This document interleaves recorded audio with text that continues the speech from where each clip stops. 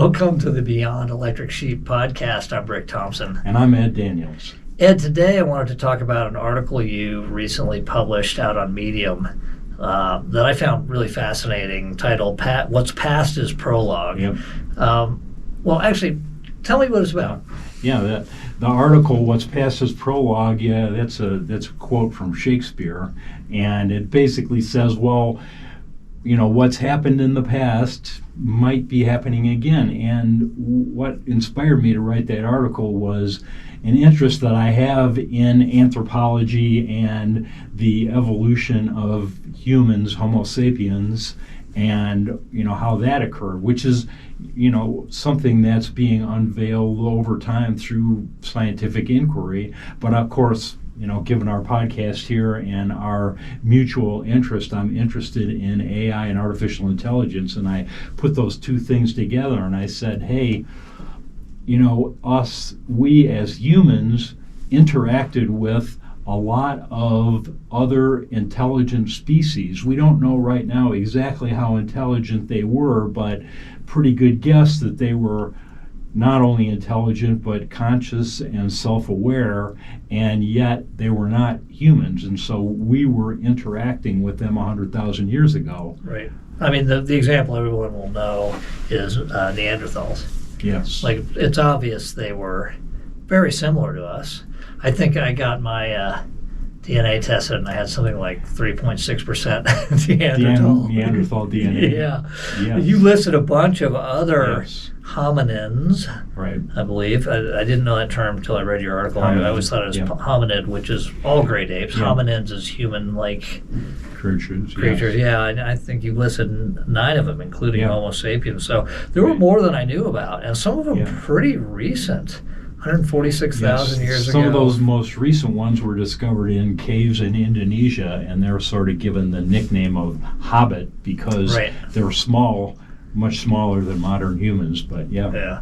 Okay, so what is the parallel there to AI? So when we were growing up as a species, we were interacting with these other intelligent beings, and of course now we're really the only intelligent being that exists on the planet that we're aware of anyway. And or at least with technology.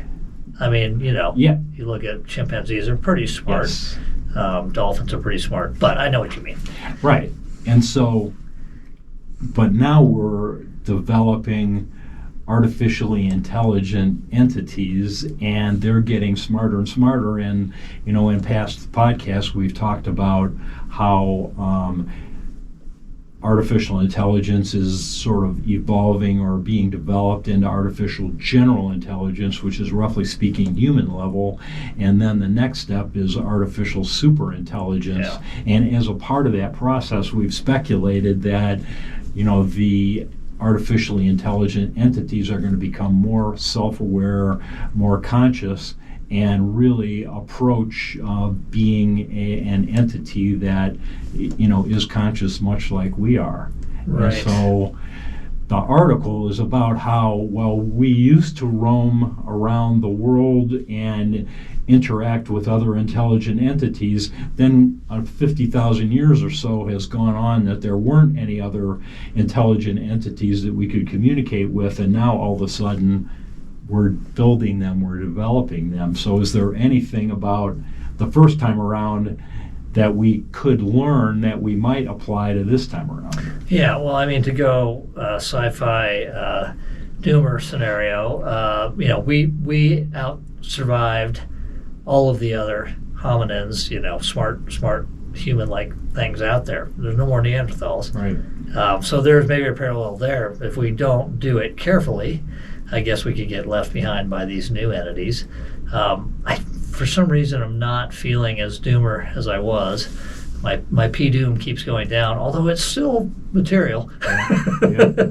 So there is that, but I think there's also just social implications. You gave an example in there. I think it was just sort of you tossed out a sort of simple example of a kid who's playing with his chatbot and comes to his grandfather and says, "Hey, grandfather, my chatbot is having a get-together with his chatbot buddies. Is it okay if I attend?" And then I can't remember, the grandfather says, I need to check with your mom or something. Right. But it made me really start thinking about that and the implications to society and how we interact. I mean, we've seen a whole generation that we've done this experiment of putting screens in front of them from the time they're young, my kids included. My oldest son, probably not till he was 10 or 12, but my daughter much younger. And it's different from when you and I grew up. It has changed some social things and the way people date and interact and how you socialize and so on. Some good, some probably not so good. Probably parallels here. I think so, and I think it's going to get much more intense as we go into 2024 and beyond. We were mentioning earlier in a sidebar conversation about how Google's really working to personalize AI as a personal assistant, so you would basically buy your mobile phone and then train it up a little bit on who you are, and then Google will prepare an intelligent assistant that's specifically suited to you. So if people are today attracted to their phones, they're going to be even more attracted to their phones. So then, if we go back to my story for just a minute, or article, I can imagine these phones sort of taking on more of a mind of their own, and essentially you're interacting with another intelligent entity, and who knows where that's going to take you. All right, I'll go sci-fi for a sec. I heard a theory about one of the ways it could go bad that wasn't sort of evil AI destroys us, but more that people start interacting with their chatbot friends socially than they do with people, which may cause people not to form pair bonds and not procreate. And so, sort of a long demise as opposed to a quick one, but could be problematic. I mean, when we already have population shrinking, especially in first world countries, they tend to, as countries get richer, they tend to have less kids. And could this drive that? And then ultimately, that's just really bad for us. Right.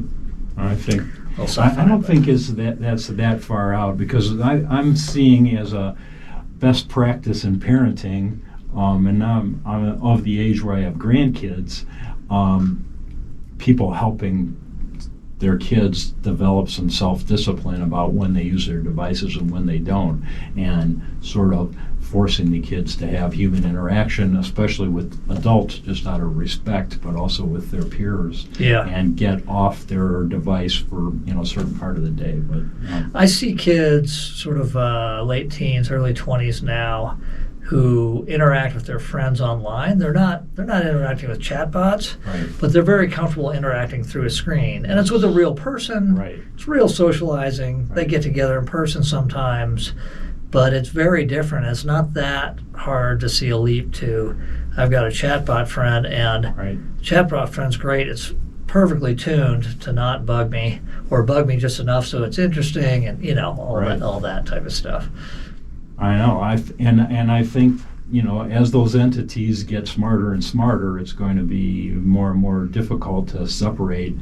I'm talking to Brick on the phone versus I'm talking to my chatbot or somebody else's chatbot on the phone. Which I do want to bring up one more thing about the story to just think about, because there's another ethical side to this whole equation, and that is, back in prehistoric times, what happened to all those other intelligent entities? Well, yes, I'm sure that many of them took on non-survivable habits or behaviors that kind of thing, climate change, and ended up starving to death or not reproducing enough, as you were mentioning, and those kind of entities naturally became extinct. But on the other hand, we know how humans are, and we can pretty well bet that we saw some of those other creatures that didn't look like us and were somehow dipping into our food supply, or coming a little too close as the watering hole, and we may have very well exterminated them.